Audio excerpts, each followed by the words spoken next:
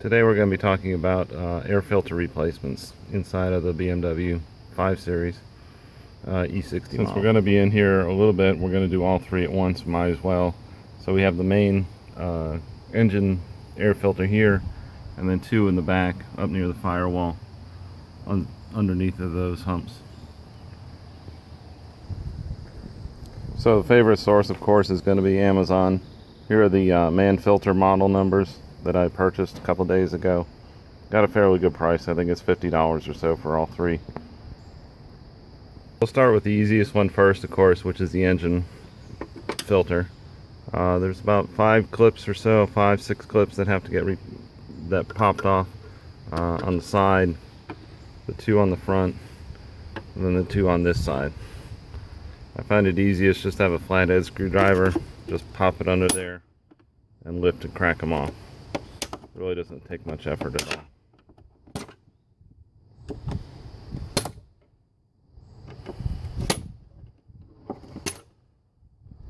Once that's done, you can just lift it off, lift it up and unhitch the hinges in the back, and you'll see the filter there.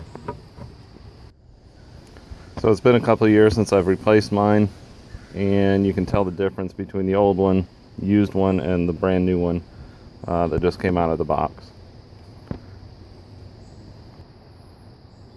This, of course, is a very straightforward install.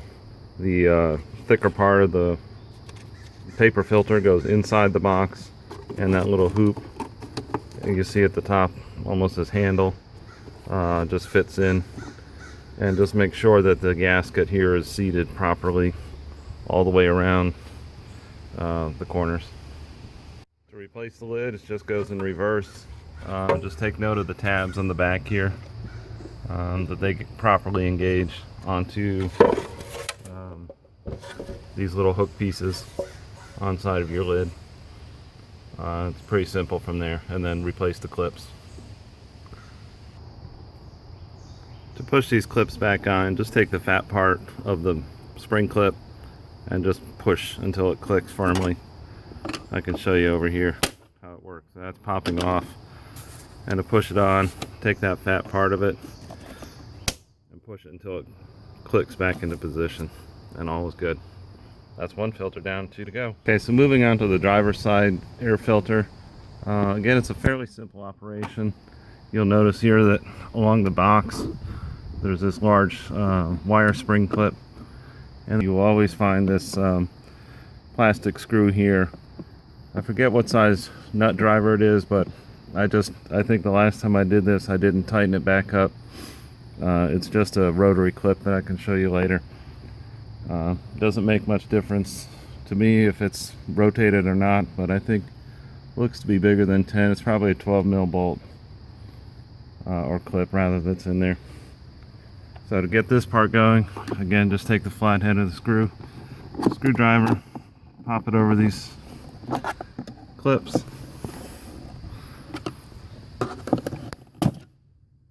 and lift the top of the box up. You'll see inside that there's the air filter.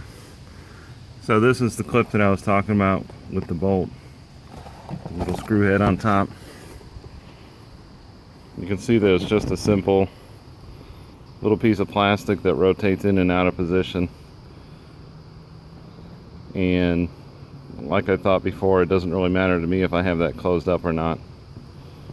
So again, for comparison's sake, here we have the old versus the new. A little bit harder to see on this because these are carbon activated, so they appear dark naturally out of the box.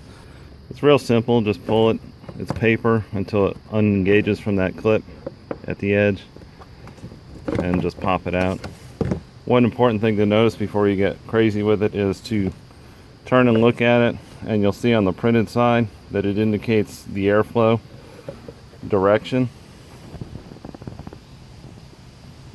So when you replace with the new filter, you always want to ensure that that's going in the same direction. On the replacement one, you'll see that it indicates airflow in that direction.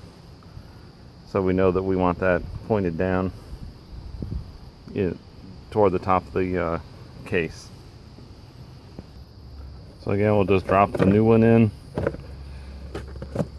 Make sure it seats well underneath that clip, and it's done. Now we'll just reverse the process, making sure that all the tabs that are on the edge of the filter box engage into the blocks that are on the firewall. Replace this spring clip, and everything's good on the driver's side. Okay, onto the passenger side, and again it's the same operation over here, that there's the clip area, the spring clip area here, the screw that's over here, that little tab piece, and then just disengaging it from the holes in the firewall to hold the back of the case. One thing I forgot to mention on the passenger side, there are these wiring harness clips that go into there. Just make sure that when you loosen up the screw and the spring clip that you don't damage any of the wiring harnesses. It should lift out completely without having to remove them or disconnect those features. So just be careful and be mindful of it. One other word of caution when you're working with these is there's a little foam strip gasket on here that will actually butt up against this half of the filter box, and a lip that protrudes from the top over here. Just make sure that when you drop the filter in, you put that piece underneath that tab first before you go ahead and push in this side. This will just act as a little bit of an air buffer in case there's any leakage around there, and ensure that the filter itself stays centered up in the box. As with the other side, once everything's properly secured, make sure that the ends of the filter are under the tabs on both sides. Just flip it back up into position. Make sure that the tabs are engaged properly and everything seats fine, seems fine. Reclip it until it pops, and if you want, you can re-rotate this